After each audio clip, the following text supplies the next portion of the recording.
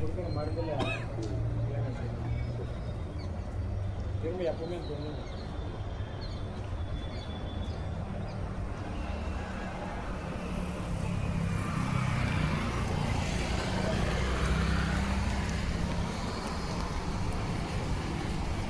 Sir வணக்கம், நாங்கள் யூடியூப்லேருந்து வர்றோம் சார்.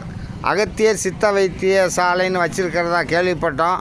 இப்போ ஏதோ இங்கே வந்து ஒருத்தருக்கு நீங்கள் வைத்தியம் பார்க்குறதா கேள்விப்பட்டு இப்போ உங்களை சந்திக்கிறதுக்காக வந்துக்கிறோம் சார். சரிங்க, ரொம்ப சந்தோஷம். இப்போ அந்த வைத்தியத்தை பற்றி கொஞ்சம் சொல்லுங்கள் சார். இப்போ இவருக்கு என்ன நோய், என்ன வைத்தியம் பண்ணுறீங்கன்னு? சார் இவருக்கு மஞ்சக்காமாலை ரத்த சோகை எல்லாமே வந்து இது கலந்துச்சு. சரிங்க சார். அது என்ன ஆகுன்னா மஞ்சக்காமாலைனாலே மெயினாக கல்லீரலில் தான் பாதிக்கும். ஓ சரி. கல்லீரலில் தான் மெயினாக பாதிக்கும். கல்லீரலில் பாதிச்சதுன்னா உடனே வைரஸ் அதுலேயே வந்து உற்பத்தியாச்சு. சரி. வைரஸ் உற்பத்தியாச்சுன்னா உடனே கிட்னி பாதிக்கும். இதெல்லாம் வெள்ளை கிட்னியெல்லாம் பாதிக்கும். சரி. கிட்னி பாதிச்சதுமே அந்த வெள்ளை சிகப்பு அந்த வைரஸ் வந்து இந்த வெள்ளை சிகப்பணுக்களை பூரா அழிச்சிடும். ஓ. அப்போ அழிச்சதுன்னா உடம்புல இருக்கிற ரத்தத்தை பூரா கெடுத்துடும். சரி. அப்போ அந்த ரத்தத்தை கெடுக்கும்போது அந்த மற்ற உறுப்புகள் எல்லாமே பாதிக்கப்படும்.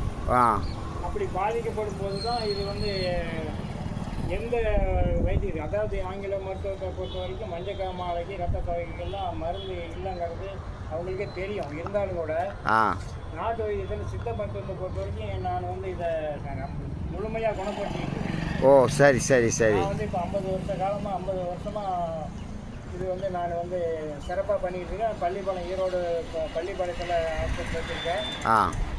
இந்த மாதிரி எல்லாம் 3 நாளில் சரி பண்ணிட்டேன். ஒன்றும் பிரச்சனை இல்லை.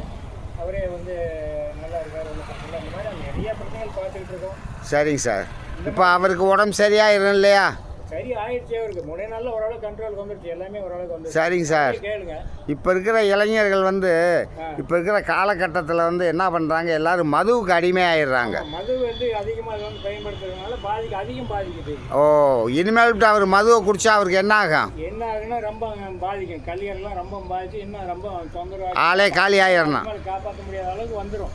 ஓ, அதுக்கு பின்னாடி நம்ம காப்பாற்ற முடியாது. ஆமாம், அந்த நிலைமைக்கு வந்துடும். அதை அவங்க உணரணும். அவங்க உணர்ந்து அதெல்லாம் வந்து அவங்களை கண்ட்ரோல் பண்ணிக்கிட்டாங்கன்னா அந்த மது அதிகம் தான், மதுனால தான் அதிகம் பாதிப்பு.